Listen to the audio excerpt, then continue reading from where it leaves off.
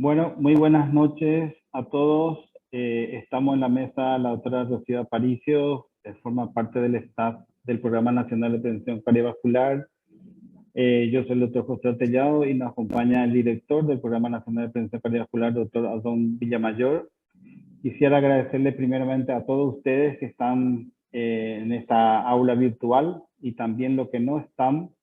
Le vamos ya a dar la información sobre lo que no pueden entrar en este caso, en esta aula, que están ya de más de 1000. El Programa Nacional de Prevención Cardiovascular del Ministerio de Salud Pública y Bienestar Social está abocado de vuelta al año 2022 con el curso de electrocardiograma, en este caso, ¿verdad? Que es una de las primeras, de los primeros estudios básicos realmente a nivel cardiovascular en todo sentido, y no solo a nivel cardiovascular, sino también para el clínico, para el nefrólogo, para el neurólogo y a los que hacen cirugía, porque sirve también como el prequirúrgico. O sea, uno de los estudios muy requeridos en todo lo que es la medicina y sigue siendo requerido en todo el ámbito de las sociedades, ¿verdad? Entonces, queremos que este estudio sea bien valorado, sea bien realizado y, por supuesto, bien interpretado para poder utilizar y quitarle realmente el valor principal en esto.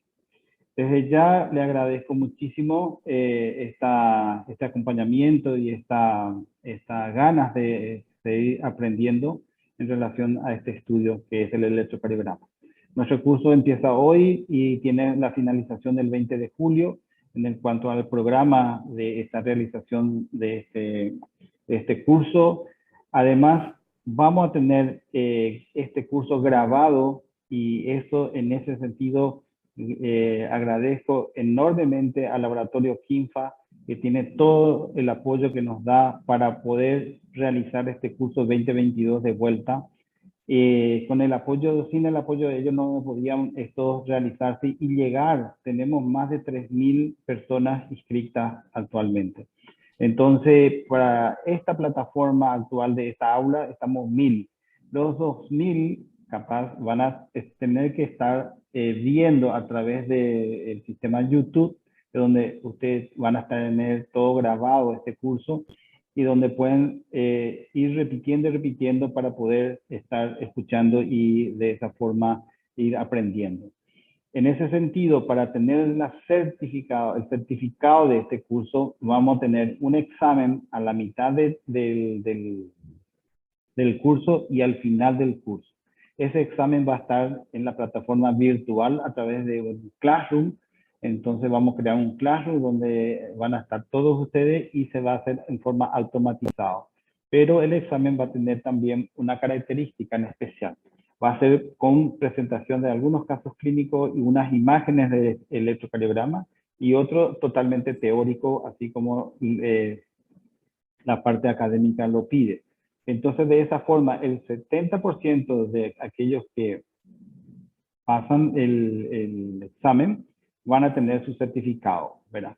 Estamos evaluando en ese sentido, por supuesto, a dividir de todas las especialidades que están como para poder tener el rango y el nivel de examen. Probablemente lo vamos a hacer en 2 tipos de exámenes. Entonces, lo único que nosotros queremos es que aprendan, entiendan cómo se hace este estudio, cómo se interpreta y cómo se hace de la mejor forma para poder ser leído e interpretado. Acuérdense que el programa cardiovascular tiene después, o sea, a través del programa cardiovascular ustedes pueden comunicarse cualquier duda con relación a este curso primeramente. Posteriormente le vamos a invitar para el segundo curso del segundo semestre.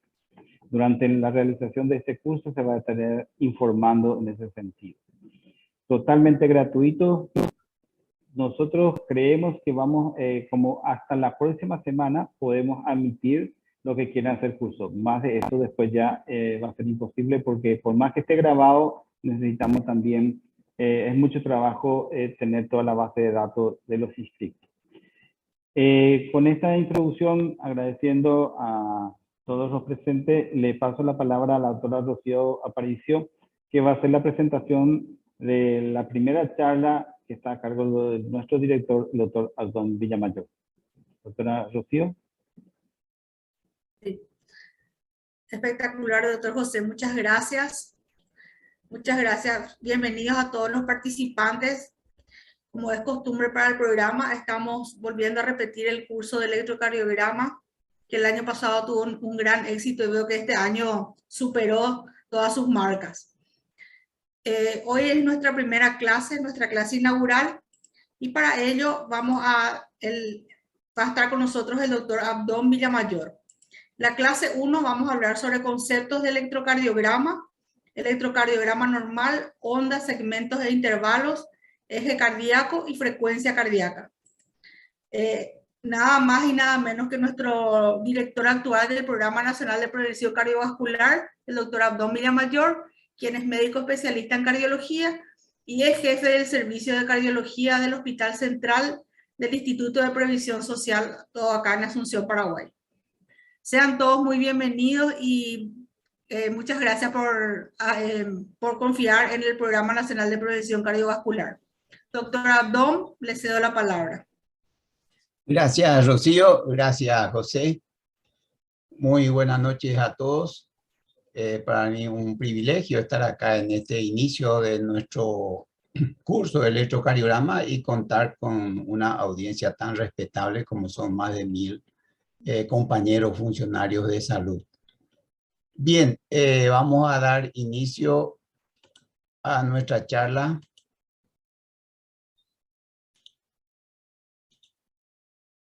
¿Se ve la pantalla?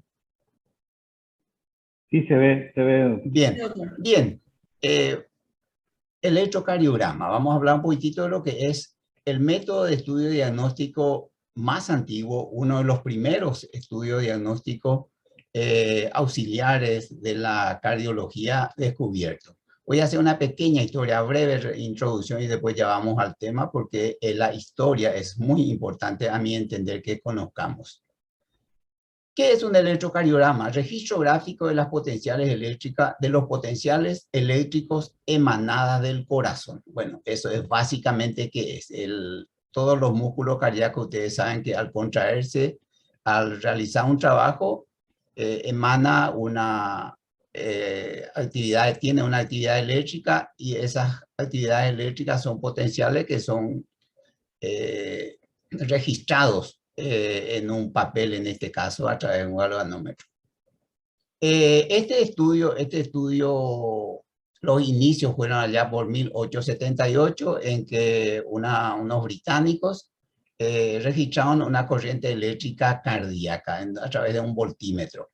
Y fue este señor William Heithoven el que introdujo el término de electrocardiograma. Y en 1895 realizó el primer trazado electrocardiográfico con las ondas que él mismo describió PQRS-IT. En 1906 publicó la presentación del electrocardiograma normales y anormales. Se dan cuenta ustedes cómo ya hizo el diagnóstico de hipertrofia ventricular izquierda, derecha, hipertrofia auricular, izquierda y derecha, nosotros llamamos hoy día agrandamiento auricular, la onda U, mediadora del QRS, los extrasístoles ventriculares, bigeminismo ventricular, flute auricular y el bloqueo completo ya fueron descritos por él en esta fecha. En 1924 ganó el premio Nobel por la invención del electrocardiógrafo, que posteriormente en 1928 la antecesora, la Hewlett Packard, fabricó el primer electrocardiógrafo que pesaba 25 kilos. Y este era el inicialmente utilizado, que agarraba toda una mesa, la del señor Heithoven, con el que realizó el primer electrocardiograma y ganó el premio Nobel. Bien, me pidieron que hablara un poco con ustedes sobre el electrocardiograma normal. Esto es básicamente lo que debe contener un electrocardiograma normal y vamos a ir describiendo. El ritmo tiene que ser sinusal, vamos a ver cuándo hablamos de ritmo sinusal. La frecuencia cardíaca normal, habitual, va de 60 a 100 latidos por minuto. Eso no quiere decir que lo que sean menos de 60 las bradicardias sean anormales, precisamente, no siempre, y que tampoco los superiores a 100 sean anormales. Onda P, la onda P debemos ver positiva en derivaciones bipolares y el ABF, y negativa en ABR. El eje de la onda P que se debe determinar tiene que estar entre 0 y 90 grados. Cada onda P, lógicamente, seguida de un complejo QRS estrecho hasta 100 milisegundos, 0,10 segundos. Eje del complejo QRS entre menos 30 y 90 grados. Y los intervalos PR constantes entre 0,12 a 0,20. Bien. Las derivaciones. Hablamos de derivaciones bipolares de las extremidades, que son las de 1, de 2 y de 3, y las derivaciones monopolares de los miembros, el ABR, ABL y ABF, y después de las derivaciones precordiales de 1 a B6. Inicialmente también teníamos B7, B8, hoy día ya no se usa, y las derivaciones derechas, que son el B3R y B4R, que vamos a ver. Entonces, considerando que este es un pecho de un ser humano, ¿verdad? Brazo izquierdo, brazo derecho, y este es la parte inferior de las piernas, tenemos que las derivaciones bipolares de 1, de 2 y de 3 mide diferencia de potenciales entre un brazo y otro brazo. Y la derivación ABF en relación a D2 mide también la diferencia de potencial, y en relación a B3 mide también la diferencia de potencial entre brazo izquierdo y pierna. Y las derivaciones internas unipolares son ABR, ABL y ABF. Es simplemente para tener una idea formal al respecto. Después vamos a ir desarrollando íntegramente. Los ejes eléctricos nosotros calculamos de esa forma. 0 grados corresponde a D1 y 90 grados corresponde a BF. Y ABR está en menos 150 grados. Y D2, D3, y acá tendría que estar, a ver si saco esto. Ahí. ABL a menos 30 grados, de 2 a 60, de 3 120 y de 1 0 grados. Esta representación es importante que mantengamos y sepamos precisamente que cuando hablamos de D1 estamos hablando de 0 grados, de D2 estamos hablando de 60 grados, ABF a 90 grados, D3 120 grados, ABL menos 30 grados y ABR, que no tiene tanta trascendencia realmente, pero está alrededor de menos 150 grados. Este es un electrocardiograma normal que vamos a describirlo posteriormente. Bien, para hacer un electrocardiograma nosotros utilizamos un papel milimetrado.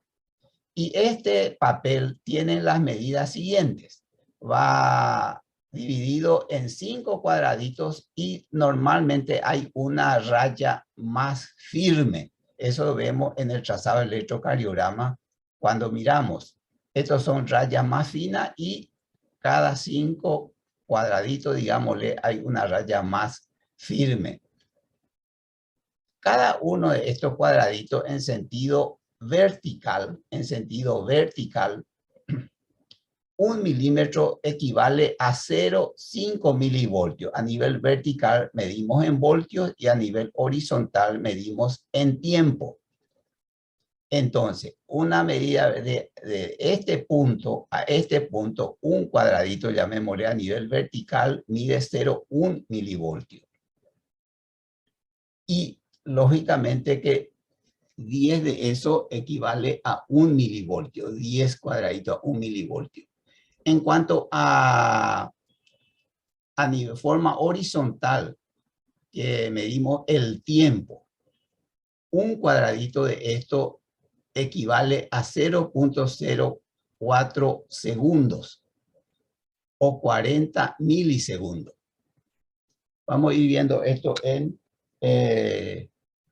el electrocardiograma. Este es un electrocardiograma, es una gráfica, una representación, pero nos sirve mucho para interpretar un poquitito. Dijimos que horizontalmente medimos el tiempo y verticalmente en voltios. Entonces, si nosotros vamos a medir la onda P, que es la primera onda del electrocardiograma, tenemos que agarrar del borde interno al borde interno en el lugar donde termina. Y para medirlo en altura o en voltaje, tenemos que tomarlo desde el borde superior de esto hasta una raya que pase por el vértice. Entonces, esto nosotros informamos como acá sería 0,8, 0,10 aproximadamente segundo, y altura tendría 0,2 milivoltios.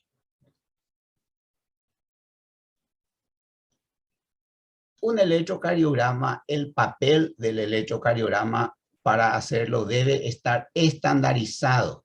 ¿Qué quiere decir estandarizar un electrocardiograma? Hacer que el papel tenga las medidas correctas para que nosotros podamos interpretar también correctamente el trazado del electrocardiograma. El voltaje en altura debe estar en 10 milímetros y la velocidad del papel tiene que ser de 25 metros por segundo. Esto es lo normal. Acá está. Esta es lo llamado estandarización. Acá vemos que es una estandarización completa. El voltaje en 2 cuadrados grandes, o sea, 10 milímetros. Y la velocidad del papel está en 25 metros por segundo. Muchas veces cuando el complejo es demasiado grande, se ve sobre todo en personas jóvenes y que no delgados, el complejo suele ser muy grande, entonces nosotros bajamos esta estandarización a media estandarización, o sea, hasta acá, media estandarización. Entonces los complejos van a ser más pequeñas. Hay que tener cuidado al interpretar, al mirar un electrocardiograma, si es que la estandarización es una obligación que el trazado tenga a un costado esta figurita que significa la estandarización, y ver si este está completa o está media estandarización, o sea, un solo cuadradito en posición vertical, porque eso nos puede confundir al interpretarlo. Si hay taquicardia, nosotros podemos aumentar la velocidad para interpretar mejor los trazados, y si hay bradicardia podemos disminuir la velocidad. Pero estas son maniobras que generalmente hacemos cuando estamos haciendo un electrocardiograma. Lo normal hay que mantenerlo, esta estandarización. 10 milímetros de altura son 2 cuadrados grandes y la velocidad del papel tiene que estar a 25 milímetros por segundo. Bien.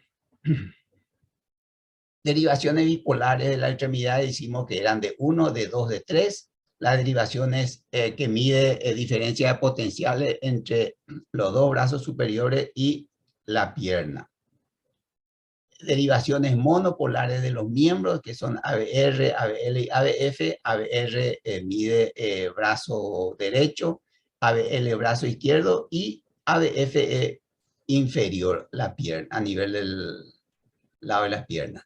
Y después están las derivaciones precordiales, del cual ya habíamos hablado, B1, B2 hasta B6, y el lado derecho que utilizamos mucho, y el que hace el electrocardiograma tiene que muchas veces realizarlo cuando sospechamos sobre todo de un infarto del ventrículo derecho, son muy útiles.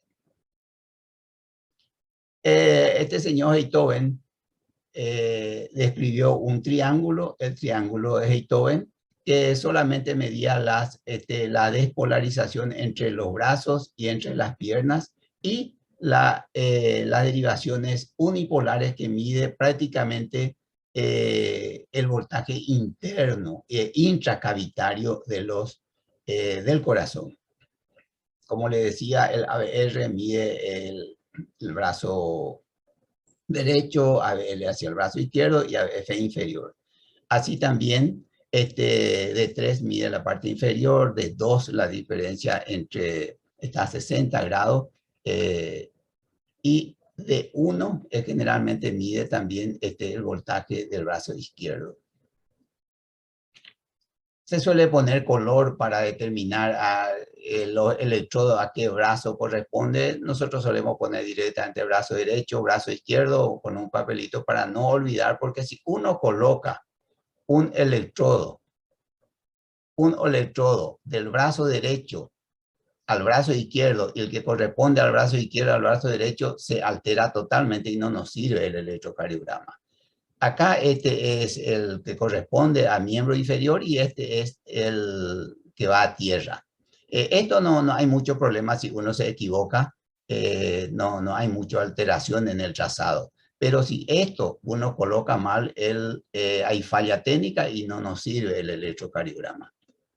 Bien, también los precordiales tienen colores, pero solemos poner el B1, cuál es B1, cuál es B2, el número que ayuda a equivocarse menos.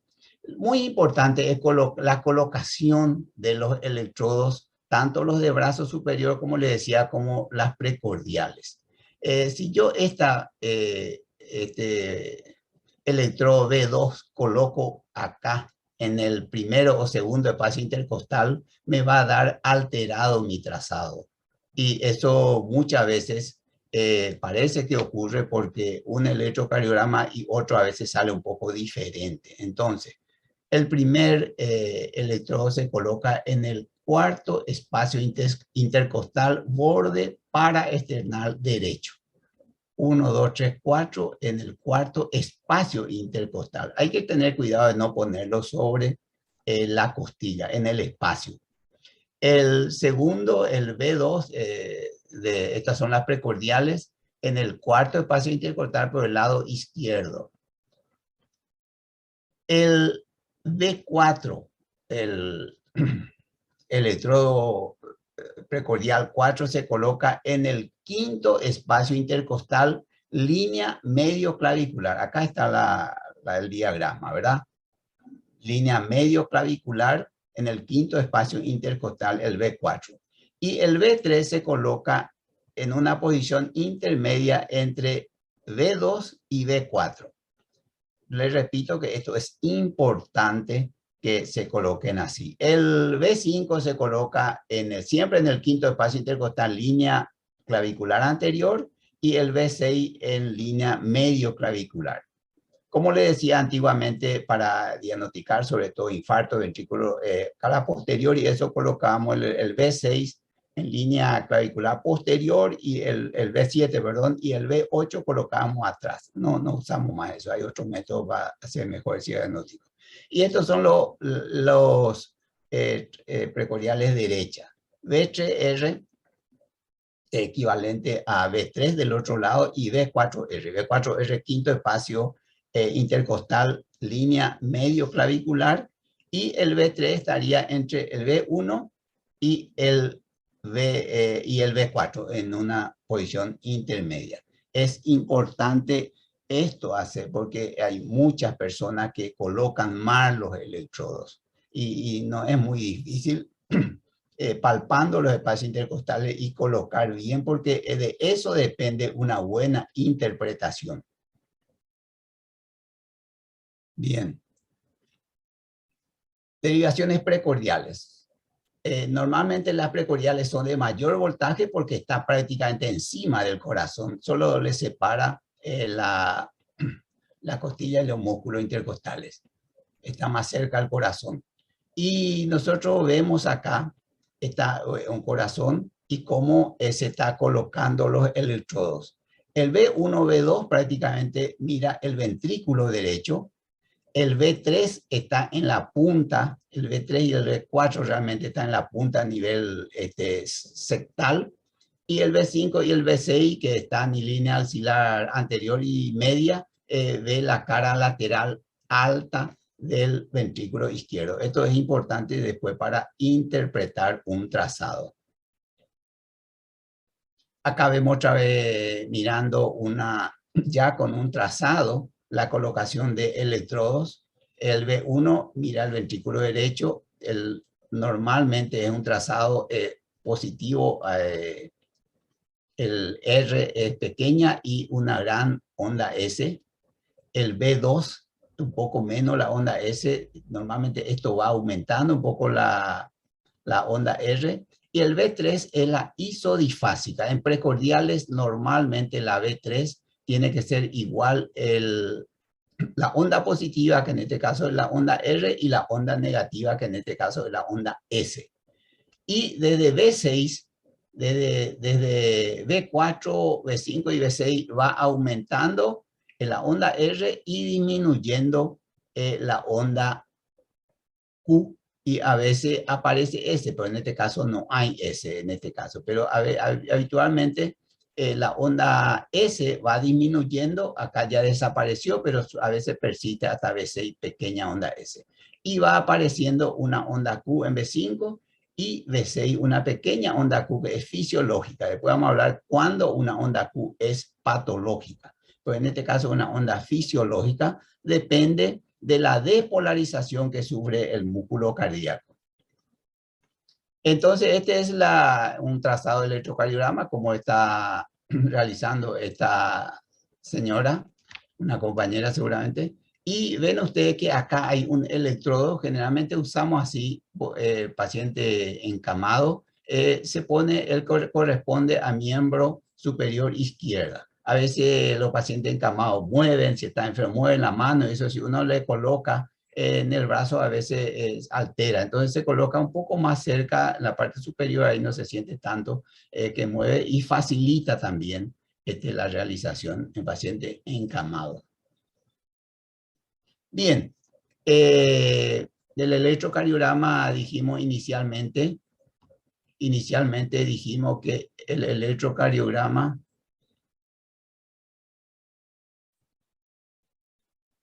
registro gráfico de los potenciales eléctricos emanadas del corazón. Entonces, vamos a hablar un poquitito del sistema de estimulación del corazón y el que descarga una corriente eléctrica. El corazón tiene un grupo de células que tienen motricidad propia a través de canales de sodio, potasio y calcio. Esto continuamente y en forma automática se contraen y emiten impulso. Es el nódulo sinusal. El nódulo sinusal se encuentra en la parte posterior cercana, superior cercana a la desembocadura de la vena cava superior en la aurícula derecha.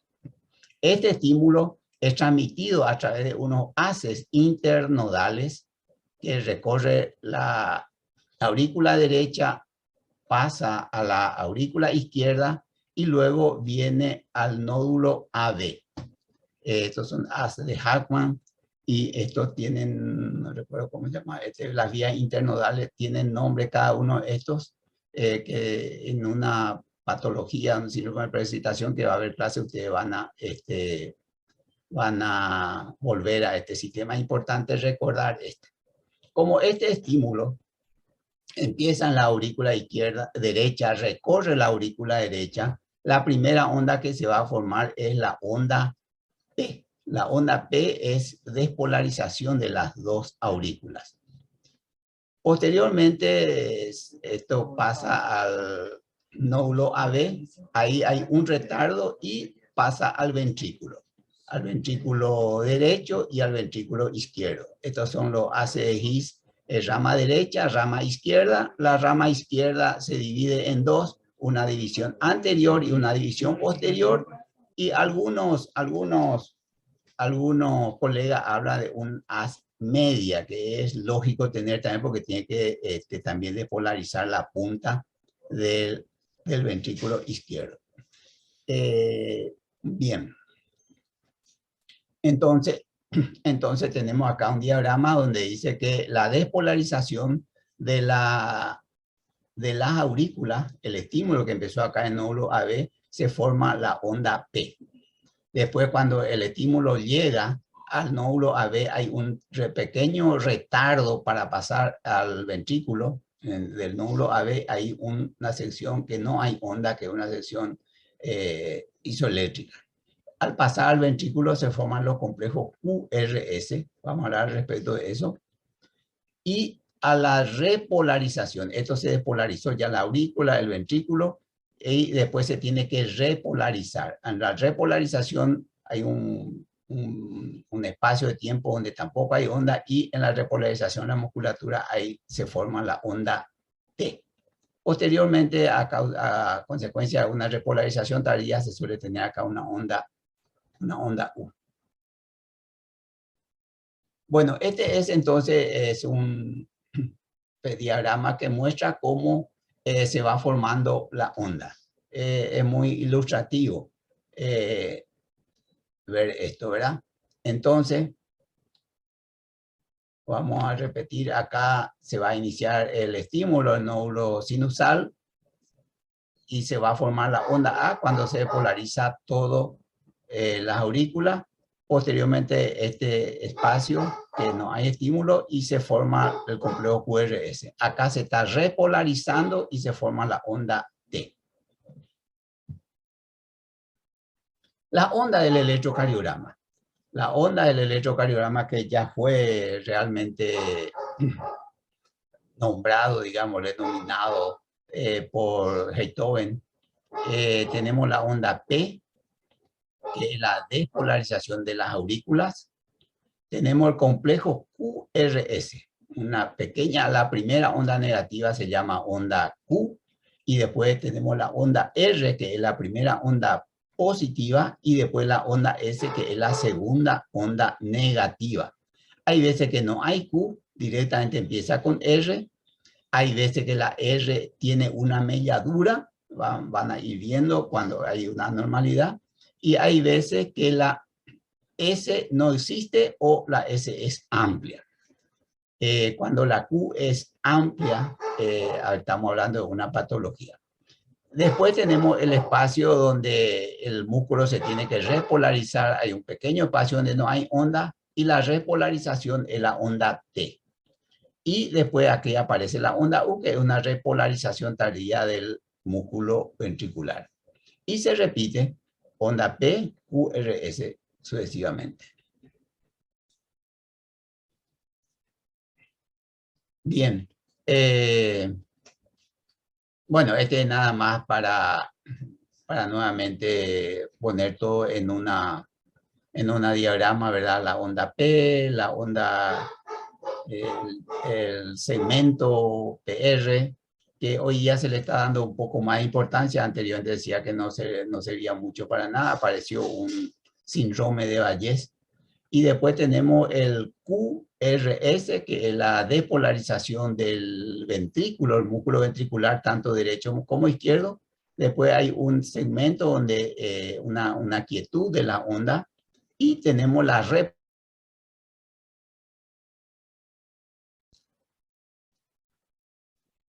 Bueno, este sirve para demostrar la sístole eléctrica y la diástole eléctrica. No siempre coincide mucho con el sístole y diástole en la práctica, pero esto se llama sístole eléctrica y diástole eléctrica. En esta parte se está, en este caso se contrae y acá se relaja. Bien, vamos a hablar de onda P. La primera onda realmente es consecuencia de la despolarización de las aurículas, pero tenemos dos aurículas. Entonces, la onda P realmente consta de dos ondas. Una onda correspondiente a la onda aurícula derecha y la otra a la aurícula izquierda. Es algo así. Pero no se nota en la onda P normalmente. La pendiente ascendente indica la despolarización del hacho derecho y la descendente la del hacho izquierdo. La repolarización auricular está enmascarada en el complejo QRS. Para que un electrocardiograma sea normal, la onda P tiene que ser positiva en D2, D3, ABF, y negativa siempre en ABR, que mida el brazo, o sea, parte superior derecha. Y puede serlo en B1 y B2 también puede ser negativa. Habla ya de una patología.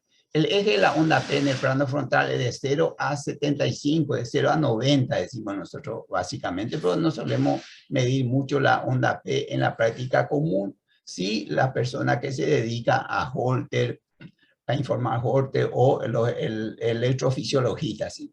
Duración normal 0,12 a 0,20. Dijimos que cada cuadradito, cada uno de estos espacios mide 0,04. Entonces, duración normal 0,12 a 0,20. Este ya es el PR, ya estamos hablando de este. Amplitud normal 0,25, la velocidad, la altura, el voltaje. Puede estar mellada y ser normal.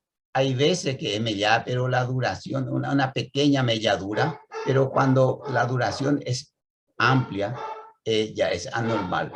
Suele verse bien en D2, D1 y B2.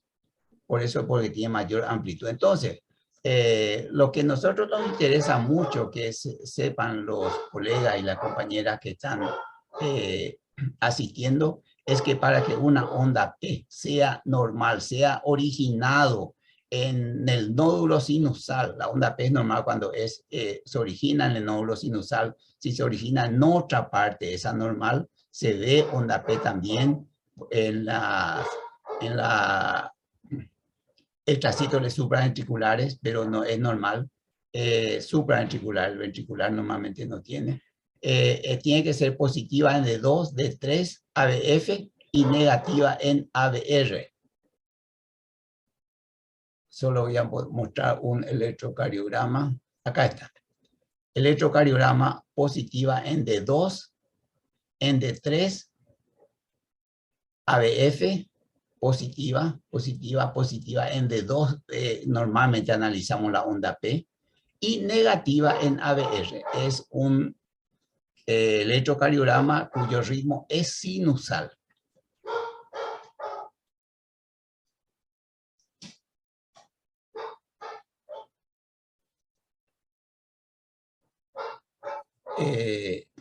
Después vamos a hablar del segmento. Bueno, acá tenemos un electrocardiograma. Positiva en D2, en D3 y ABF, y negativa en ABR. El complejo QRS. El complejo QRS dijimos que era la despolarización de los ventrículos. Ventrículo derecho y ventrículo izquierdo, cuando el estímulo, después de sufrir un pequeño retardo en el nódulo AB, pasa a los ventrículos. Es la representación gráfica de la despolarización ventricular. Duración normal de 60 a 100 milisegundos, 0,06 a 0,1 segundo. 0,06 a 0,1 segundo. Nosotros normalmente utilizamos más esta nomenclatura. Es onda Q, toda primera, hablando de la onda QRS. La onda Q es la primera onda negativa. No siempre está presente. La onda R, toda onda positiva. Puede haber dos ondas R o puede estar mellado. La onda S, cuando hay melladura o son dos, hablamos R mayúscula y R minúscula. La onda S es toda onda negativa después de la onda R. Después de la onda R. Si el electrocardiograma tiene una sola onda y es negativa, Q. Solemos decirle QS para asociar que una mezcla de los dos, ¿verdad? Es patológico, ¿verdad? Pues simplemente les comento esto. En condiciones normales, las R aumentan de amplitud de B1 a B6. La R va aumentando de amplitud de B1 hasta B6. La S disminuye de amplitud de B1 a B6. La S va disminuyendo y acá ya desaparece. Hay veces que persiste acá, pequeña. La transición, o sea, de que era más pequeña a aumentando, se produce normalmente en una tercera derivación, que es el B3. La transición ocurre en B3 o a veces B4, pues depende mucho de la colocación de los electrodos, por eso que la colocación de los electrodos es importantísimo. Suele haber profunda en B1, B2, complejo isodifásico. Isodifásico, igual a tanto la R como la S, en B3 y o B4. B3 es lo habitual, tiene que ser, y R amplia en de voltaje en B5 y B6. Bien, cuando la transición del electrocardiograma se produce en transición, le llamamos nosotros cuando el isoeléctrica en lugar de estar acá, está acá, o está recién en esta parte. Cuando la transición de la onda S existe rotación antihoraria o levorotación, predominio del ventrículo izquierdo. De acá no puedo sacar esto, no sé cómo puedo sacar esto. Bueno. Si la transición de S mayor a R, S mayor a R mayor a S es tardía, o sea, ocurre recién en B5, B6, existe rotación posterior horaria o de hecho rotación predominio del ventrículo derecho. Quiere decir que si hay un agrandamiento del ventrículo derecho o hay una rotación y viene a ocupar toda la cara anterior, esa zona isodifásica se va a ver recién en B4, B5 o B6. No tiene una utilidad, no tiene mucha utilidad en los trazados. Hablamos de rotación horaria, rotación antihoraria, pero no tiene mucha utilidad normalmente porque depende mucho de una persona delgada y alta. A veces tiene rotación normalmente, el corazón está prácticamente suspendido, generalmente tiene rotación hacia el ventrículo derecho, viene a ocupar la cara anterior, y si es una persona pínica, obesa, generalmente ocurre lo contrario. Causa de no progresión en la onda R, necrosis sectal antigua y cambios posicionales, ¿verdad? Puede ser una necrosis o puede ser cambios posicionales. Amplitud de la onda QRS. Hay criterios de alto voltaje, habitualmente indican hipertrofia ventricular izquierda, si una o varias de.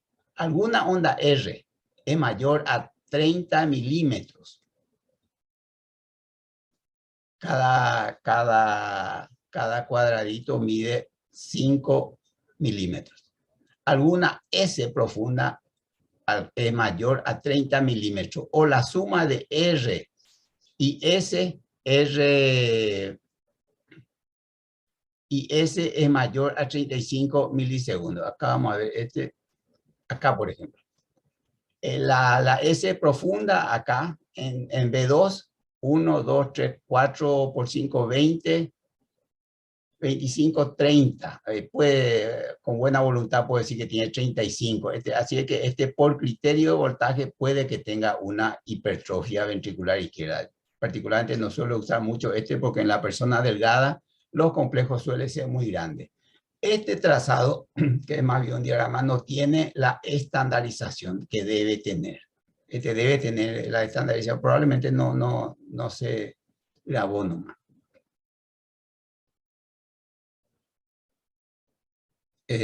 ¿Dónde estamos?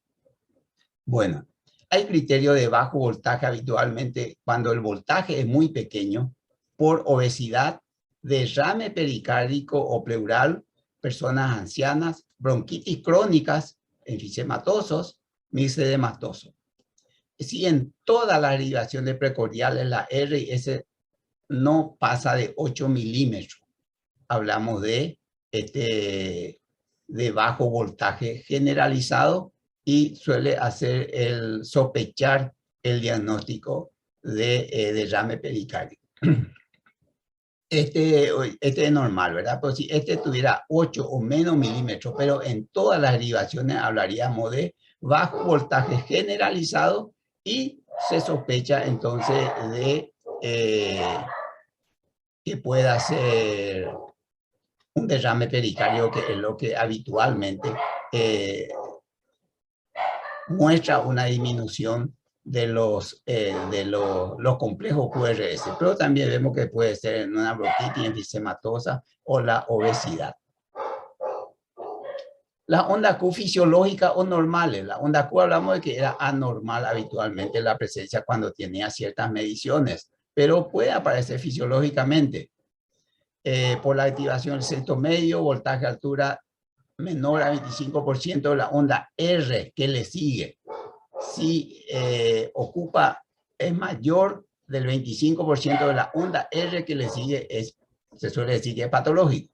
Y la duración no debería de ser de 40 milisegundos, o sea, 0.04, un cuadradito. Si el eje del QRS es izquierdo, está a más de 60 grados, suele aparecer en derivaciones de 1 a BL, B5 y B6. Esto ya seguramente después hablarán en la parte cuando entre en infarto o secuela de infarto.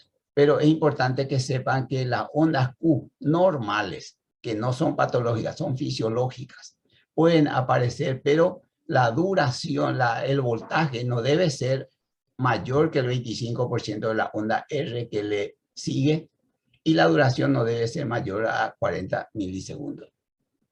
Duración del QRS, la duración del QRS. El QRS se mide desde la porción inicial de la onda Q, o si no hay onda Q en la porción inicial de la onda R, hasta la porción ascendente, que termine la porción ascendente de la onda S. Se llama punto J, que vamos a referirnos. Entonces, esto se mide de aquí hasta acá y se habla de duración del complejo QRS. La duración del complejo QRS en condiciones normales tiene que ser menor a 120 milisegundos. Es decir, menor a 0,12, que son 3 milímetros. 0,12, 3 cuadraditos. 3 por 4, 12. Cada cuadradito mide 0.04. Causa de QRS ancho, bloqueo completo de rama izquierda, hipertrofia ventriculares, marcapasos, síndrome de precipitación, alteración electrolítica, por ejemplo, la hiperpotasemia, la hipotermia, necrosis, infarto, secuela de infarto sería extrasístoles, taquicardia supraventricular con conducción aberrante y algunas miocardiopatías. Cuando la duración es mayor a 120 milisegundos, entonces una de estas patologías hay que buscar. Tiempo de activación ventricular llamamos nada más que el inicio de la onda Q hasta el vértice de la onda R. Se traza una vertical y se mide esto.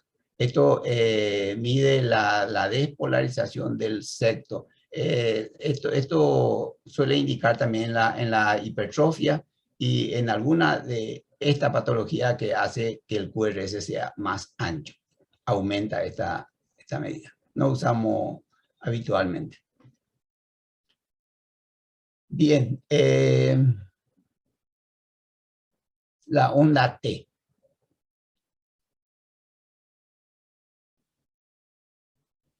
La onda T normal siempre va dirigida en el mismo sentido del QRS que la precede. Ahora tenemos un QRS positivo y la onda T positivo. Es la repolarización ventricular. El ventrículo se despolarizó con el estímulo y después se tiene que repolarizar otra vez. Hay intercambio de iones ahí entre las células y el exterior. La onda T normal siempre va dirigida en el mismo sentido del QRS que la precede, salvo en las precordiales derechas. Las precordiales derechas dijimos que suele ser al revés, suele ser onda T negativa, y el complejo también tiene una pequeña R y S profunda, suele ser negativa. Eso siempre decimos que de B1, B2 y a veces hasta B3, depende mucho también la colocación de los electrodos, suele ser negativa. Se dice que en las mujeres y en la persona de color suelen ser mayor esta negatividad, hasta B13 suele ser negativa normalmente. En el electrocardiograma normal, la onda T es siempre positiva en las derivaciones de 1, D2 y B3 a B6. Es siempre negativa en ABR, puede ser positiva o negativa en B1, B2, D3 y ABF, y la amplitud y voltaje de la onda T es variable. Tiene también hace algunos diagnósticos de alteraciones hidroelectrolíticas o también algunas lesiones miocárdicas. La onda U está ubicada entre la onda T y la onda P siguiente. No siempre se ve. Cuando hay bradicardia, generalmente aparece la onda U y se dice que corresponde a una repolarización tardía del músculo ventricular. Bien, los segmentos. Los segmentos mide la distancia entre el final de la onda P y el inicio de la onda Q. Este espacio, pues, segmento auricular, no se le da mucha importancia, pero ahora está teniendo alguna importancia. El segmento ST, el punto J, como le decía, que es la unión de la porción ascendente de la S hasta la horizontal, que corresponde a la repolarización, hasta el inicio de la onda T. En condiciones normales son isoeléctricas. Eso es importante que sea isoeléctrica, porque en alguna patología esto es supradenivelado o infradenivelado.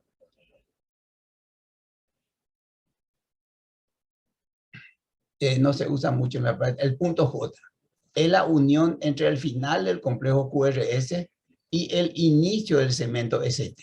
Este es el punto J. El segmento ST del punto J hasta el inicio de la onda T normalmente es isoeléctrico. Es importante porque en el ST se reflejan las lesiones miocárdicas, lesiones de isquemia miocárdica en este segmento. Tiene que ser isoeléctrica.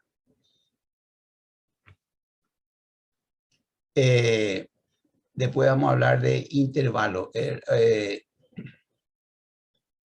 Repolarización ST incluye el segmento ST y la onda T. A veces el límite exacto entre el final del segmento ST y el inicio de la onda T no se distingue claramente. No siempre es así como el diagrama.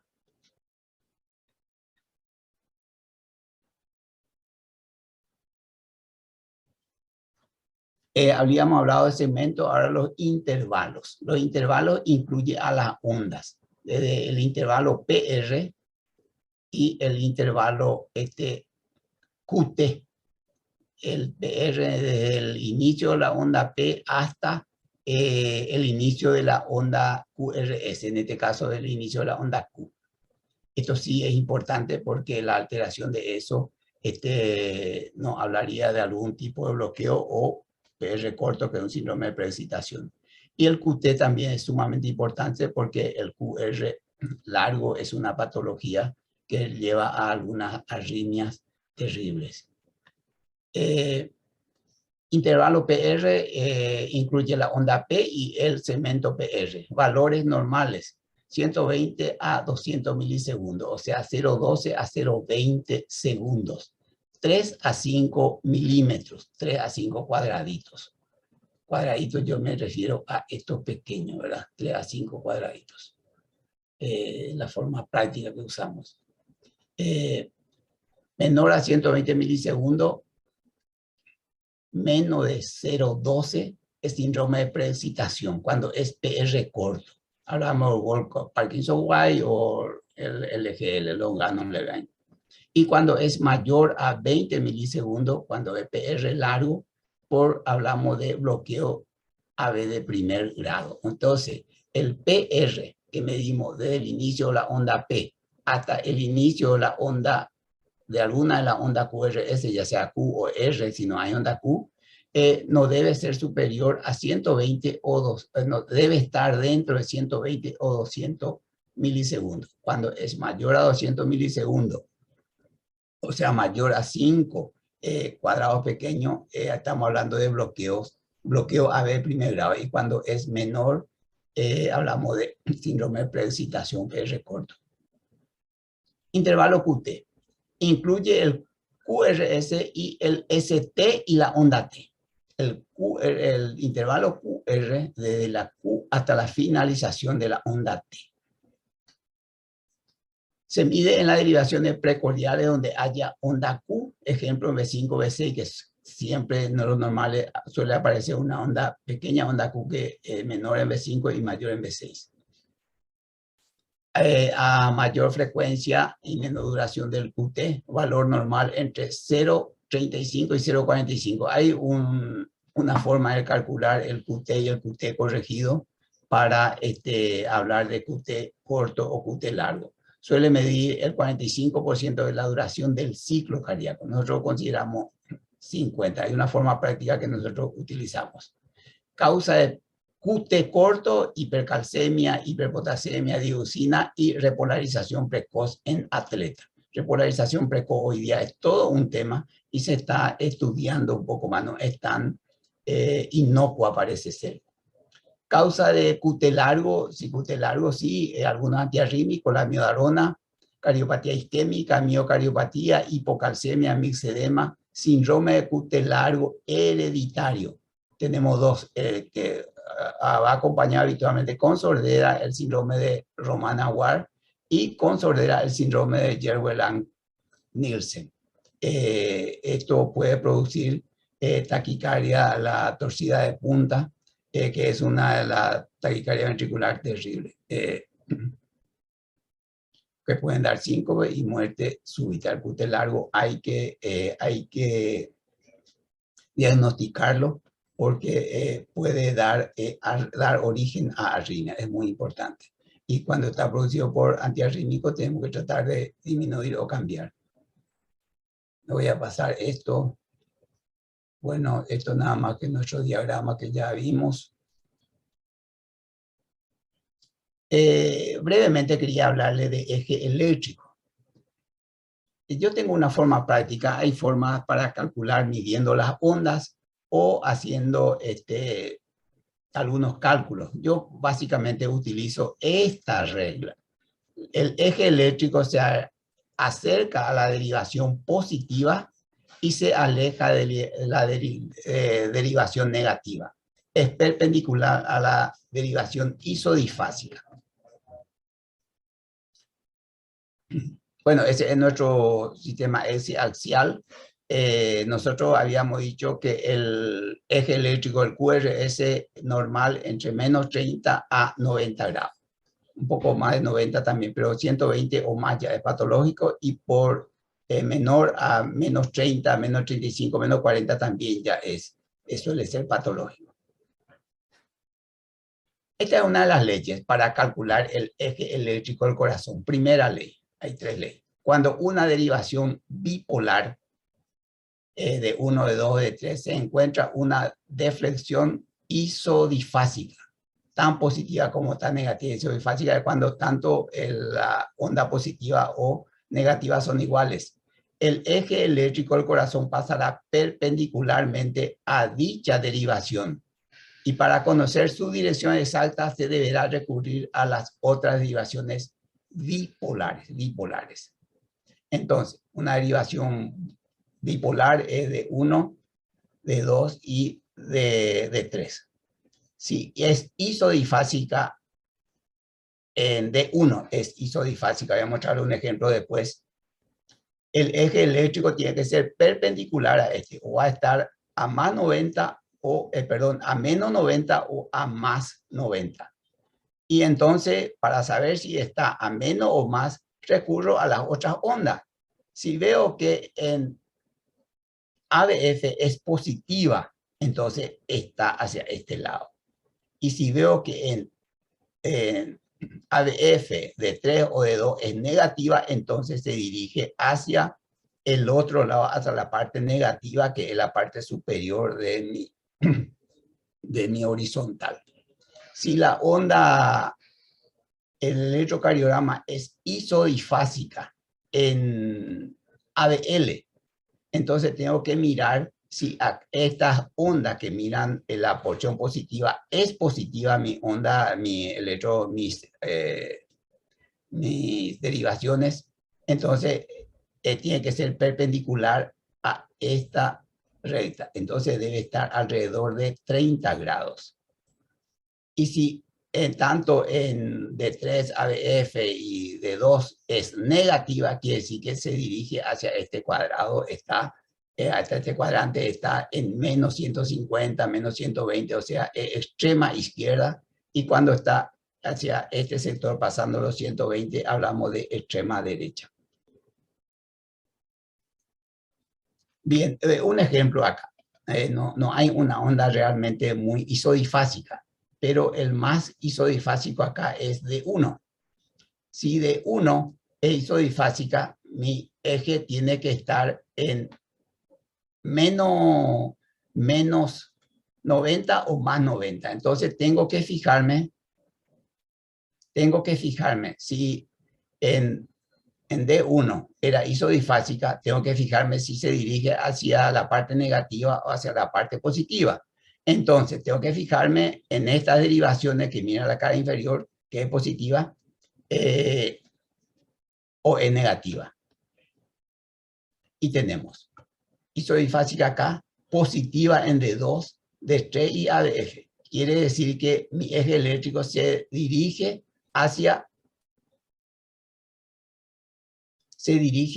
esta sección positiva. Y tendría que ser negativa en ABL. Y vemos que es negativa en ABL. Entonces, mi eje eléctrico está alrededor de 90 grados. Esta regla yo manejo en forma mental, informo mucho el electrocardiograma. Y para mí es la forma más práctica de saberlo. Se acerca a la derivación positiva, en este caso vimos que se acercaba a la onda más positiva que estaba en ABF, D2 y D3. Se aleja de la porción negativa, se alejaba de ABL, que era bien negativa la onda, y es perpendicular a la derivación isodifásica. Hay reglas para calcular y hay algunos cálculos que se van tomando cuando esto es positiva y cuando esto es negativa se suman. No suelo utilizar mucho eso. Entonces, terminando nuestra charla de hoy, ritmo sinusal, el electrocardiograma normal, recordemos, ritmo sinusal, la onda P tiene que ser positiva en D2, D3 y ABR y tiene que ser negativa en ABL. Frecuencia entre 60 y 100, por encima de 100 decimos taquicardia sinusal y por debajo de 60 decimos bradicardia sinusal. No quiere decir que sea anormal. Muchos de los pacientes que toman beta bloqueantes están en bradicardia sin que su electro sea normal, pero nuestra obligación es informar bradicardia sinusal. Onda P debe ser entonces positiva en 2D3 ABF y negativa en ABR. El eje de la onda P debe estar entre 0 y 90 grados. No siempre calculamos el eje de la onda P. Nos basta con ver que sea positiva en esta derivación y negativa acá. Cada P debe ser seguido de un complejo QRS. Eso sí es importante, porque la onda P es la depolarización auricular y después el estímulo pasa al ventrículo y tiene que producirse el complejo QRS. De lo contrario, hay un bloqueo. El complejo QRS estrecho no debe medir más de 0,06 segundos a 0,1 segundo. El eje del complejo QRS debe estar entre menos 30 y más 90. Intervalo PR constante. No debe ser inferior a 0,12, 3 cuadraditos, y no debe ser superior a 0,20, que son 5 de los cuadrados pequeños. Pero esto es importante recordar también. Ante todo, el electrocardiograma es una prueba complementaria y debe de interpretarse siempre en el contexto clínico del paciente. Muchos pedimos el electrocardiograma, muchas veces pedimos sin ninguna razón y no debería ocurrir eso. Muchos pacientes también, al decirle que su electrocardiograma normal, ya se siente tranquilo, cree que ya no tiene patología. Todos los estudios se deben pedir en base a una sospecha y se interpreta en el contexto clínico del paciente. Tenemos que saber qué es lo que vamos a pedir a un a un estudio cuando pedimos. Si yo pido a un joven, a un chico que está en la escuela de fútbol, un adolescente, voy a buscar una patología congénita, un PR corto, un PR largo, algún bloqueo congénito, bloqueo AB congénito, y no voy a buscar seguramente isquemia, lesión o necrosis, pero si pido a una persona adulta, 40, 45, 50 o mayor años, sí ya voy a tener que pensar en una patología adquirida. Bien, eso es todo lo que yo quería comentarle. Espero que sea de utilidad. Agradezco la atención. Doctora Rocío. Sí, ¿qué tal, doctor? Excelente Bien. exposición. Yo creo que si con esto no aprendieron electro normal, no van a aprender más. De todas maneras, les quiero aclarar algunas preguntas que estuvieron haciendo, preguntas administrativas, y después vamos a pasar a responder las preguntas para la clase del doctor. En primer lugar, la asistencia ya está computada en el momento que ya ustedes ingresaron. Todos los que están escuchando ya tienen su asistencia registrada. En segundo lugar, esta clase se va a estar en YouTube Kinfa en el transcurso de unos días, ¿verdad? Probablemente entre esta y la otra semana para que puedan volver a ver la clase. Y por último, todos los que no pudieron asistir, vamos a ver con el doctor Tellado, se va a emitir una aclaratoria en el transcurso de mañana o pasado mañana para ver cómo solucionamos, porque sabemos que nos rebasó totalmente. Tenemos más de 3.000 personas interesadas, 4.000 diría, y solamente la capacidad es para 1.000. Entonces estamos muy contentos por un lado, pero por otro lado queremos cumplir con todos los interesados. Así que vamos a ver después con el doctor Tellado y el doctor Abdón cómo podemos solucionar esta situación. Realmente es muy impactante la cantidad de personas que interesadas. Realmente muy impactante y muy contentos estamos por eso. Sí, así mismo es. Entonces, para que todos puedan asistir y aprender. Así que, por favor, no se preocupen que vamos a estar aclarando todas las dudas, y así es que ustedes tienen forma de comunicarse con los que no pudieron ingresar. Les vamos a estar dando todas las aclaraciones. Bueno, unas preguntitas para el doctor. Están preguntando, doctor, si con un intervalo PR corto ya se hace el diagnóstico de preexcitación, o qué otros valores o qué otras cosas hay que mirar en el electrocardiograma. Sí, el PR corto hace el diagnóstico del síndrome de preexcitación. Ahora hay dos síndromes de preexcitación, el Wolff-Parkinson-White y el Logano-Levine. El Wolff-Parkinson-White va acompañado de una melladura en la porción ascendente de la onda R o a veces en la onda Q. Si no hay esa melladura, el QRS es angosto, pero sí hay un PR corto, y la persona tiene, ya es un adolescente o un adulto, es síndrome de preexcitación PR corto.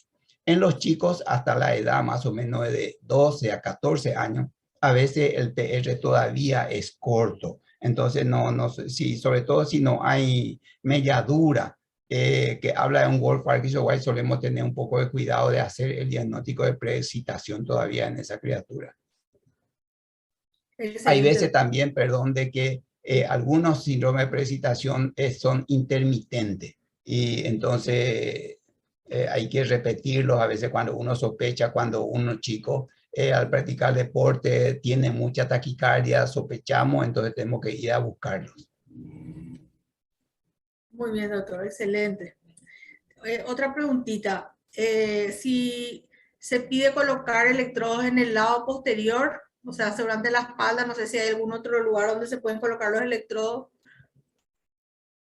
Y como decía, utilizábamos mucho antes de la ECO sobre todo, colocarlo el B7 y B8. B7 en la quinto espacio intercortal, línea clavicular posterior, y B8 en la espalda, siempre en el mismo línea quinto espacio intercostal. Y con eso buscábamos diagnosticar infarto la cara posterior. No es muy fidedigno y por lo tanto prácticamente no utilizamos esas derivaciones. Y también es un poco incómodo cuando el paciente tiene que estar acostado preferentemente para hacer un electrocardiograma. Pero sí las derivaciones derechas, que es muy importante, y sobre todo cualquier paciente que se sospecha un infarto, hay que hacer esas dos derivaciones derechas, el B3R y el B4R. Exacto, perfecto. Después, y el ecocardiograma. Perdón, no escuché. Sí, la diferencia entre el electrocardiograma y el ecocardiograma. Bueno, el electrocardiograma nos determina, o sea, capta la despolarización y repolarización del sistema eléctrico del corazón. Prácticamente la contracción y relajación de del músculo cardíaco, de los miocitos. Sin embargo, la ecocardiograma nos muestra la motilidad y también le vemos la cavidad y también el movimiento de las válvulas. Vemos si se mueve una pared, no se mueve, está dilatado, agrandado, las válvulas están estrechadas, están en insuficiencia. Son métodos diferentes, pero que se complementan. Pero hoy en día también todo el mundo quiere ecocardiograma y piensan que como es un estudio más nuevo y a veces incluso nos permite ver en la pantalla una especie de televisión, ver cómo el corazón se mueve y entonces la gente a veces confía más en eso. No, cada estudio se debe pedir buscando que uno sospecha. Si yo escucho un soplo diastólico, sobre todo un soplo sistólico importante, me va a ser muy útil una ecocardiograma. Pero si yo siento que el pulso está irregular, siento una arritmia, el electro, la eco no me va a hacer diagnóstico de arritmia, sobre todo para el tipo de arritmia, pero sí el electrocardiograma. Excelente, Doc. Están preguntando también los biomarcadores, en qué momento se pueden indicar teniendo en cuenta el electrocardiograma. Lo primero que pedimos a un paciente que viene con una sospecha o de un daño miocárdico, ya sea una angina o infarto, una sospecha, es lo primero que pedimos generalmente es el electrocardiograma. Y si hay sintomatología, debemos pedir posteriormente o al mismo tiempo, enseguida, los biomarcadores. Ya hoy en día utilizamos mucho la troponina, tanto I como T, y también en algunos lugares todavía se utiliza y sirve todavía también la CPK, la MD sobre todo. Sobre todo esto sirve para el seguimiento y la troponina nos sirve para hacer el diagnóstico del momento.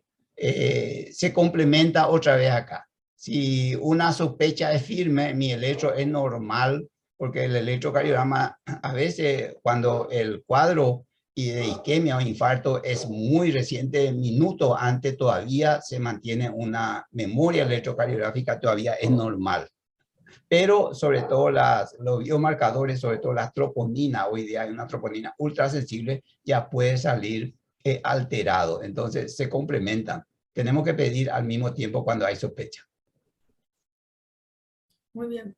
Están preguntando en caso de estrocardia, seguramente que cómo se hace el electro, cómo se sospecha. Sí, interesante esa pregunta porque nosotros de estrocardia, que el corazón está a la derecha, al hacer sobre todo las precordiales, vamos a ver que en B6, en B1, que está en cuarto espacio intercortar, línea paraesternal derecha, vamos a tener un complejo grande. Y a medida que nuestro electrodo que colocamos a la izquierda va a ir disminuyendo el voltaje, en B6 ya va a ser un pequeño voltaje. Esa alteración hace sospechar una dextrocardia.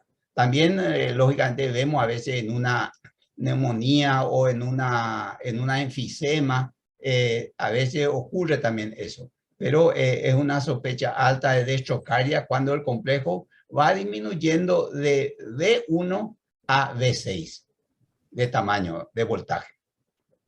Excelente, Doc.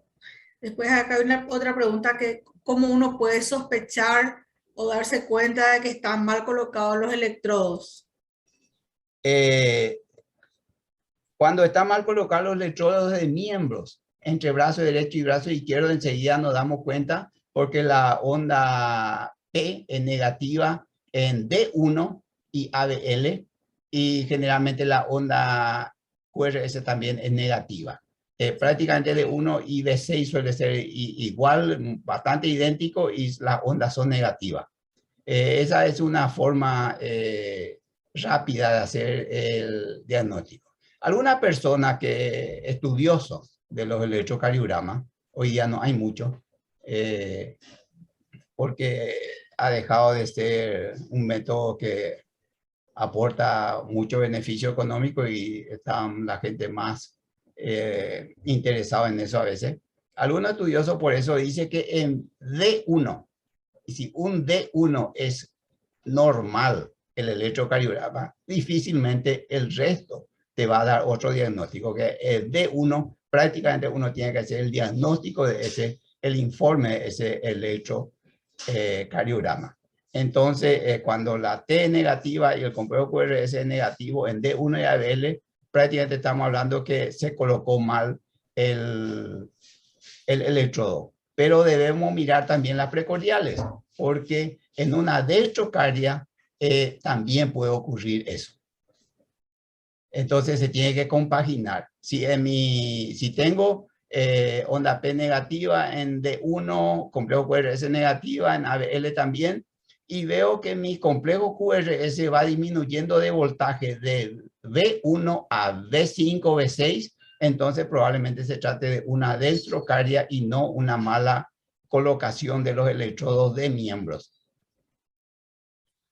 Muy bien, doctor. Están preguntando también si se puede hacer un electro en posición prono, el paciente en posición prono.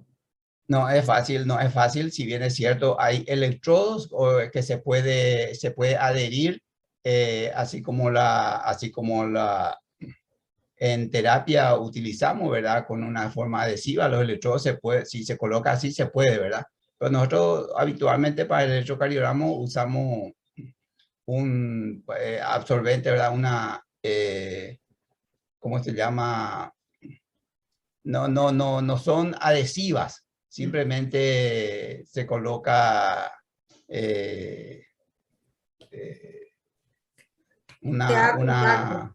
¿cómo? Que haga contacto nada más. Que haga contacto nada más y entonces no se mueve, porque si se desprende no te sale. Pero si uno va a utilizar en formación prono, tendría que utilizar como lo que se colocan los electrodos de monitores. ¿Se puede? Después están preguntando si el paciente tiene yeso en el antebrazo. ¿Cuál sería la forma correcta de colocar los electrodos? En uno de los trazados mostraba, yo me acuerdo que mostré un paciente acostado y el D1 se colocó ahí en el hombro prácticamente, hombro derecho. Uno tiene que buscar la forma de colocar el electrodo en el miembro, en la base del miembro, en el extremo del brazo. Hay que buscar esa forma. Y tanto izquierdo como derecho. Ok, doc. Después están preguntando pacientes que tienen síndrome de Parkinson, que están temblando mucho, ¿cómo se podría hacer para evitar interferencias? Difícil. El electro normalmente sale bastante vibrado. Si se le hace un pequeño esfuerzo, se le pone que agarre algún objeto, a veces el Parkinson, sobre todo predomina los músculos en etapa de reposo, ¿verdad? Si se le hace agarrar una sustancia, un cuerpo, a veces momentáneamente disminuye el temblor, pero no es fácil, no es fácil.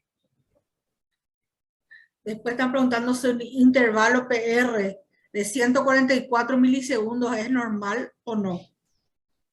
Hasta 200 milisegundos es normal. No, ok. Y si se puede realizar electro a un paciente que está sentado. Se puede.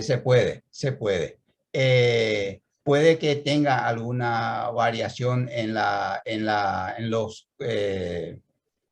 complejos precordiales, ¿verdad? Pero se puede. Perfecto. Están preguntando también arritmias al seno en personas jóvenes. Bueno, arritmia sinusal no es una patología. Se ve en chicos sobre todo y depende mucho de la respiración. A veces normalmente es fisiológico. Después están preguntando también si es que cómo diferenciamos un evento agudo de un antiguo en el electrocardiograma, pero seguramente eso es algo patológico ya, un evento agudo seguramente. Claro, se va a hablar cuando se hable de infarto e isquemia. Los agudos depende mucho del segmento ST, supra o infra, y la onda Q generalmente ya es necrosis. A veces solamente aparece onda Q profunda, entonces ya ese es crónico. Exacto. Después están preguntando también uso de mioglobina. Sí, es una determinación laboratorial. Sí. Es una de las primeros marcadores que aparece, solamente que es fugaz, y el hecho de que ya te salga negativo no quiere decir que no pudo haber tenido ya una isquemia. Pero es uno de los primeros marcadores que aparece, pero no se usa mucho, se usa más bien a nivel de investigación. En la práctica usamos poco. Y creo que en Paraguay no hay laboratorio que haga determinación de eso. Perfecto, están preguntando en los niños, en los niños pequeños, cómo se puede hacer o cuáles son los parámetros o qué tener en cuenta para hacer el electrocardiograma. En niños que son muy pequeños. Sí, se pide, se hace. Para que quede quieto, es todo un arte. A veces incluso hay que darle un pequeño tranquilizante. Anteriormente se usaba mucho en enema, que hoy día ya no se usa, pero a veces hay que sedarlo al chico cuando el electrocardiograma es muy útil. Si se usa, se ve PR en algunas patologías, se ve, y si se sospecha de un QT prolongado congénito o un bloqueo, es útil. Perfecto. Dice, en caso de embarazadas, si es que se puede o no hacer, pueden hacerse o no un electrocardiograma, y en qué caso. Sin ningún problema, en todos los casos. Se hace mucho, se pide mucho a las embarazadas para ir a cesárea, y eso casi es en forma reiterativa. La gente, reitero, pide más de lo necesario el electrocardiograma. Debería de uno pedir cuando sospecha algo nada más, un embarazo, un cuadro fisiológico, y normalmente ocurre en personas sanas, y el electro suele ayudar poco. O sea, hay muy poco diagnóstico, pero se hace sin ningún problema. No utiliza racho, así que no hay ningún problema. Después están preguntando cuáles son los objetos que hacen interferencia cuando uno hace un electrocardiograma. Bueno, puede hacer interferencia algunos objetos que emana una onda electromagnética, pero otros no. Hay gente que le hace quitar el reloj, los anillos, no hace falta, no suele, salvo que toque el electrodo, no suele tener interferencia. Pero sí, alguno que emana alguna onda electromagnética podría alterar el trazado. Hace un trazado como si el paciente no estuviera relajado. Los trazados son irregulares, nada más. Pregunta si un electrocardiograma siempre necesita tira de ritmo. No siempre. Tira de ritmo pedimos cuando queremos analizar una arritmia. para analizar mejor la arritmia, pedimos una tira de ritmo. De lo contrario, no tiene utilidad. Ahora, en algunos lugares es norma, sobre todo en algunos hospitales, que se haga la tira de ritmo, porque el que hace el electrocardiograma es un técnico, no interpreta normalmente. Entonces ya automáticamente se le pide que haga tira de ritmo. Pero si el que hace es el que interpreta, solamente si hay arritmia.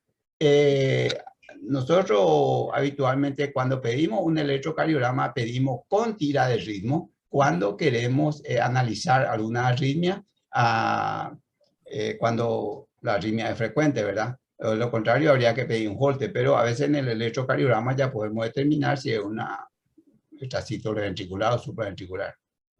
Sí. Después, en caso de si es que se confirma una dextrocardia, eso implica cambiar la posición de los electrodos. Se tiene que comparar, hacer B3R y B4R y comparar con tu trazado del ventrículo izquierdo, o sea, de 1 a B6. Nada más que eso. Ok. Un paciente quemado en el tórax, dice, ¿cómo podemos hacer? No hay forma de hacerlos. Solamente podemos medir ritmo. El ritmo no necesita los electrodos precordiales, inclusive solamente de miembro, para ver un tira de ritmo como un monitor, pero un electrocardiograma no podemos hacerlo. Ok. Dice, en las derivaciones periféricas, uno normalmente tiene los colores, pero a veces las pinzas tienen color y a veces tienen siglas. Y quiere saber si se guía por las siglas o los colores. Solemos guiarnos más por las siglas. Los colores, yo particularmente nunca tuve en cuenta, no recuerdo. Si uno usa su equipo continuamente, probablemente le sea fácil ya por los colores, pero a veces uno cambia al conectarlo, el color pone un lado, el otro lado, y entonces confunde mejor por las siglas. Sí. Después, si un paciente amputado de miembros inferiores, ¿en dónde podríamos colocar los electrodos? Y se coloca en el tronco, en el muñón de la pierna, se coloca. Hay que recordar que hay que colocar el electrodo correspondiente a miembro inferior y también el negativo, uno al lado de otro. Después preguntan si tener cadenas o pulseras interfiere, que esto creo que no, ya respondí. si no toca el electrodo, repito que no interfiere. Y si tiene platino, No. platino no, tampoco.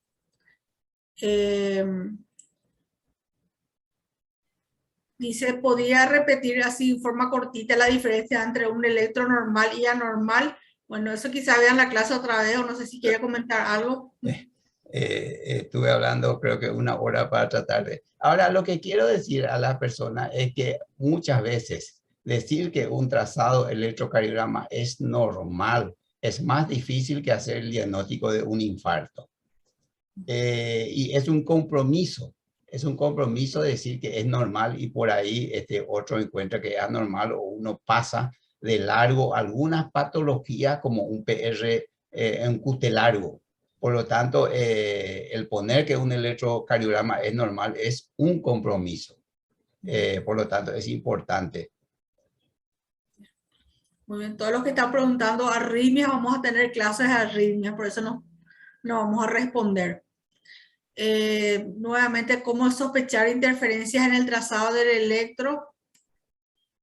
Cuando el trazado sale vibrado, hay que pensar que no se usó suficiente gel, que el paciente tiene frío. Eso suele ocurrir en invierno, muchas veces no nos damos cuenta. Le pedimos que quite su blusa, su camisa, el torso desnudo, la camilla a veces fría y hay que tener en cuenta eso. El frío, el paciente que tiene miedo, algunos chicos tienen miedo, entonces está vibrando.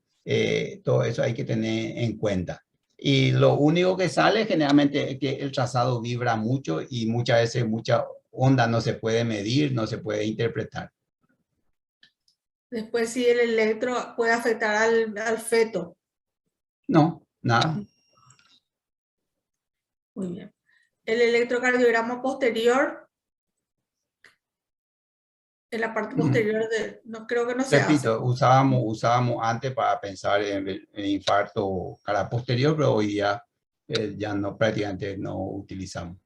Hasta B6.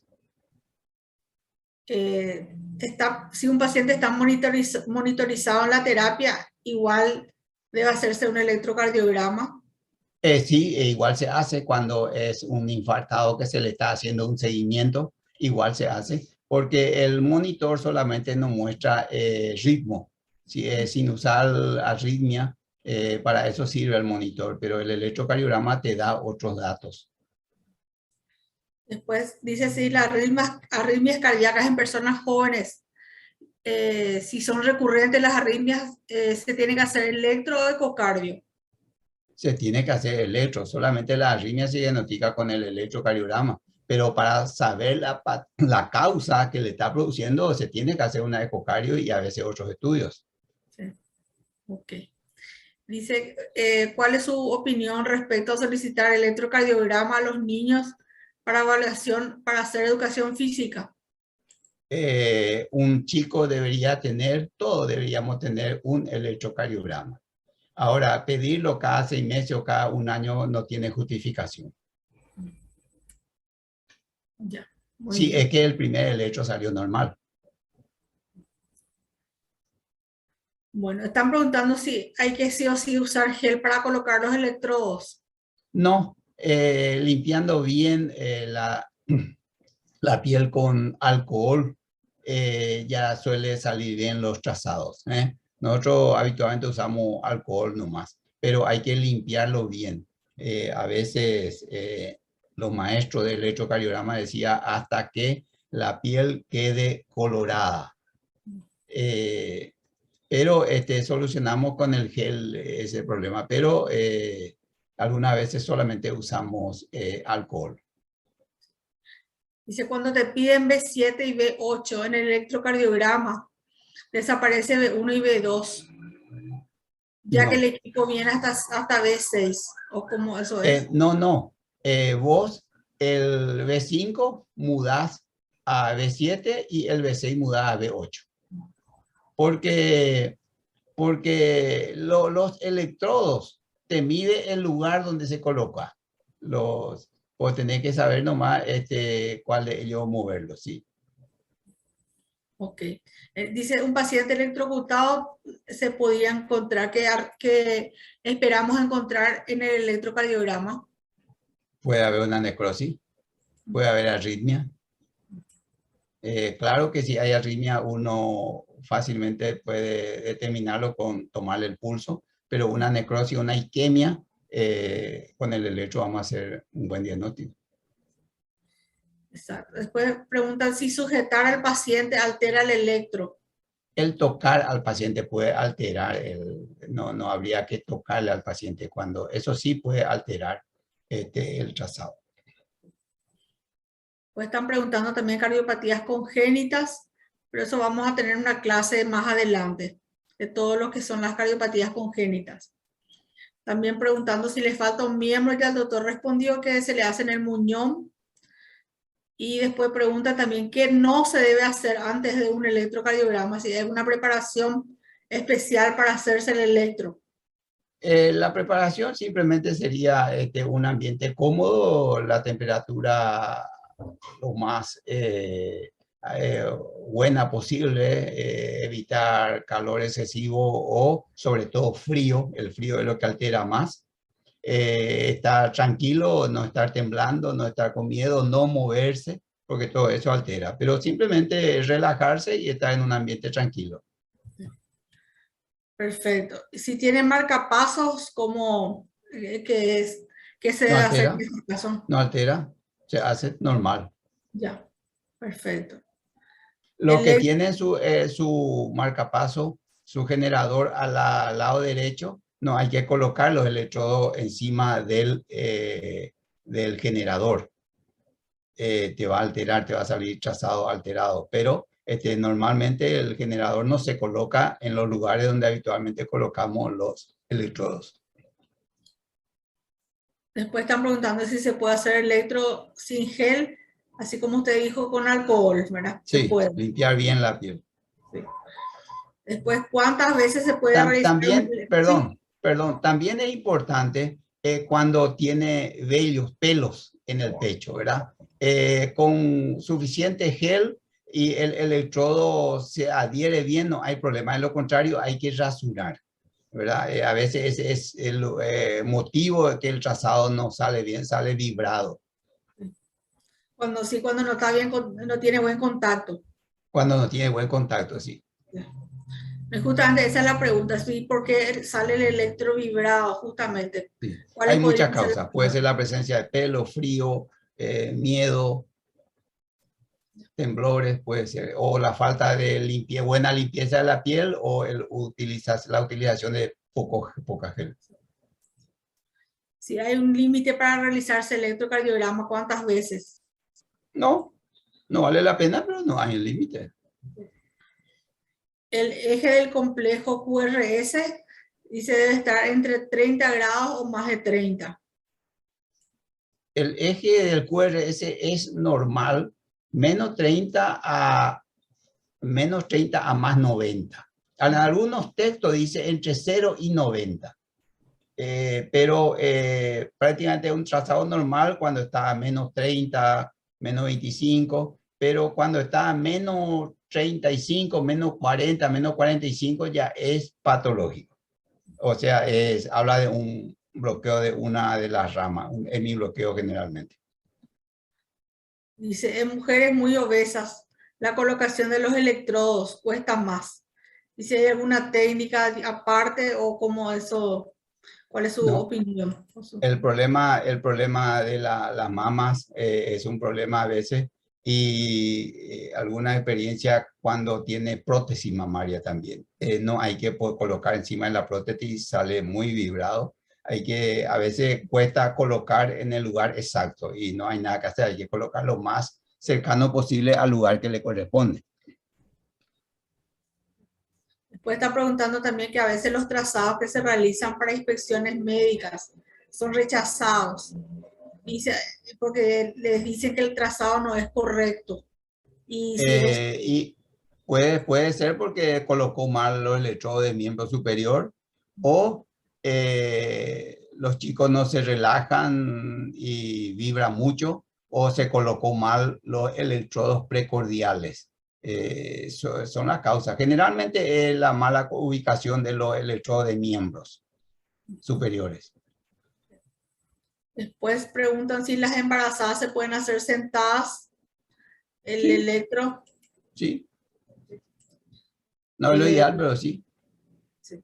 Preferentemente, normalmente tiene que ser acostada en posición boca para arriba, entrar. Después preguntan si los implantes de silicona de las mamas femeninas pueden hacer que algo altere el electro. Altera mucho, por eso decía, la que tiene prótesis mamaria hay que tratar de no colocar encima de la prótesis. Sí.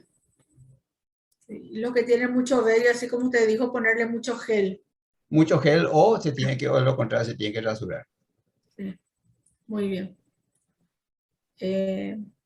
Dice, en el electrocardiograma se tiene que respetar la línea de base. Es ¿Y qué pasa importante que si... la línea de base sea isoeléctrica, pero que no sea un trazado que vibre mucho o que tenga vaivenes, sí, es importante. Exacto. Después, si el electrocardiograma del adulto se puede usar en pacientes pediátricos. Se puede. Los electrodos, tenemos electrodos pequeños para pediatría por el tipo de tórax que tiene nada más. Pero si permite, los electrodos adultos se puede usar, pero a veces no hay espacio donde colocar los electrodos por el pecho de la criatura. Eso es lo que dificulta, pero si permite, se puede. Dice, si en las inspecciones médicas, si se detecta una anormalidad en el electro, eso se tiene que hacer un ecocardio o enviar al cardiólogo. ¿Cuál es el procedimiento en las inspecciones Enviar médicas? a su pediatra. y su pediatra enviará a un cardiólogo o de lo contrario a un cardiólogo pediatra directamente. Después están preguntando. Pero no hay que pedir otro estudio ya nomás. Te va a determinar si justifica algún otro estudio. Muy bien, si es que hay algún problema si podría tratarse de problemas con la impresora del electro, podría tener problemas también eso para el informe o depende nomás de la colocación de los electrodos. Si hay problema con la impresora, no sale bien la impresión, lógicamente que dificulta el informe. Ahora, si se imprime bien, bueno, tranquilo, no hay problema. Si detectan Wolff Parkinson White en el electro, ¿eso impide o no realizar actividad física a los niños? Es todo un tema porque hay que valorar algunas cosas en los síndromes de preexcitación. Es un riesgo de arritmia, pero tampoco hay que prohibir a los chicos que haga actividad física. Entonces debe ser evaluado. Hay algunos tipos de Wolff que tiene menos riesgo. Generalmente se pide una prueba de esfuerzo, se mide en el esfuerzo, si aparece, desaparece, pero debe ser evaluado preferentemente por un cardiólogo pediatra o un electrofisiólogo. Dice que tuvo un paciente... Pero no siempre, pero importante que el hecho de que tenga un Wolff Parkinson ya se prohíbe automáticamente hacer ejercicio, no es así. Muy bien. Dice que tuvo un niño de 3 años con un informe de electro de un infarto. Si eso podría ser posible o está mal hecho el electro. Lo más probable es que esté mal, pero sí es posible que haya tenido algún proceso inflamatorio. Los procesos inflamatorios, una miocarditis, por ejemplo, en criaturas puede dejar una secuela o incluso puede demostrar una isquemia o una lesión porque toma una inflamación del músculo miocárdico. En esos casos sí puede ser. Si el paciente tiene alguna cicatriz en la zona de colocación de los electrodos, si eso puede alterar el electro. Puede alterar si es que no hay un buen contacto. En esos casos se tiene que cambiar un poquito de posición, ponerlo lo más cercano posible a ese lugar. Dice, si es que es cierto que tomar agua fría antes de realizar el electro altera el electro. No creo. No, bueno. Salvo que le haga temblar el agua fría, demasiado frío está ahí. Si un paciente tiene fístula arteriovenosa. No hay problema, no hay problema. Bueno. Muy bien. Después están preguntando preguntas que ya fueron respondidas y muchas preguntas arritmias que, como les digo, tendremos otra clase más adelante. Están preguntando si D1 y ADF, si son positivos el electro, ¿es normal? Habitualmente el ritmo es sinusal. Sí. Puede tener otras anormalidades, pero nos sirve para saber si el ritmo es sinusal, si se originó en el nódulo sinusal, que es lo habitual y lo normal. Después, si el electro se informa en milisegundos o en segundos. Habitualmente mido en segundos, ¿verdad?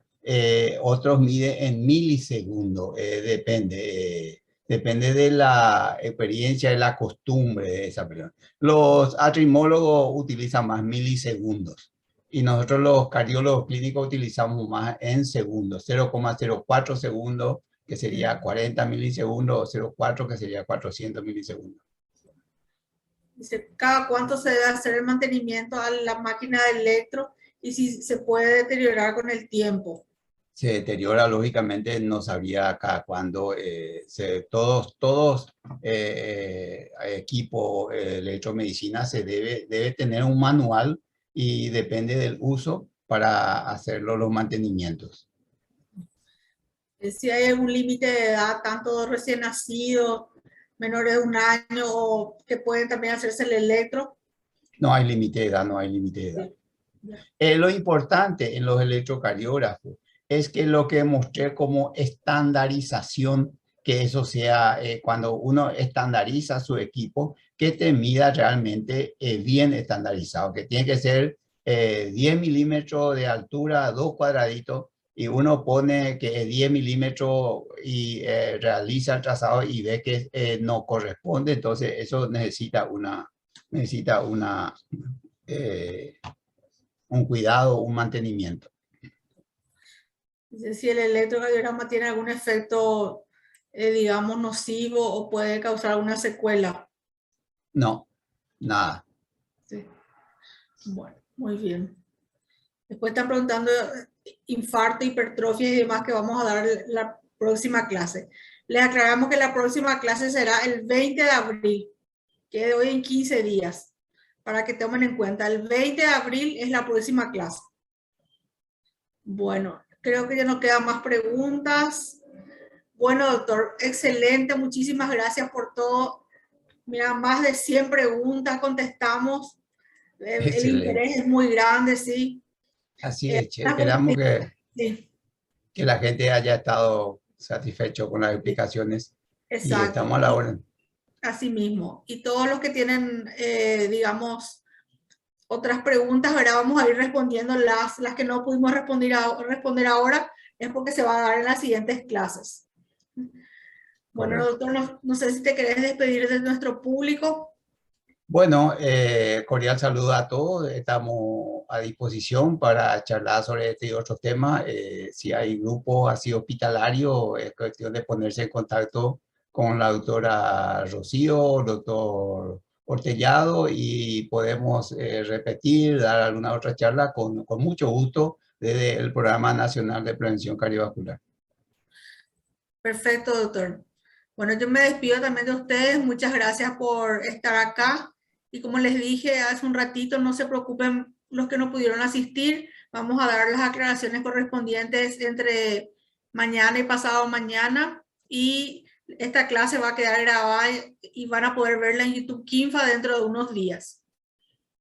Que tengan todos muy buenas noches y por supuesto nuestras correspondientes gracias a Kinfa, a la señora Graciela, a Joel que nos están haciendo el soporte, a Patricia, a todos los que están ahí detrás nuestro, permitiendo que podamos llegar a todos los rincones del país. Tenemos también mucha gente del extranjero. Muchísimas gracias. Sí. Muchísimas gracias a los amigos de Kinfa, a Graciela y los compañeros ahí. Muchísimas gracias. Hasta luego a todos. Chao. Hasta luego. Buenas noches a todos.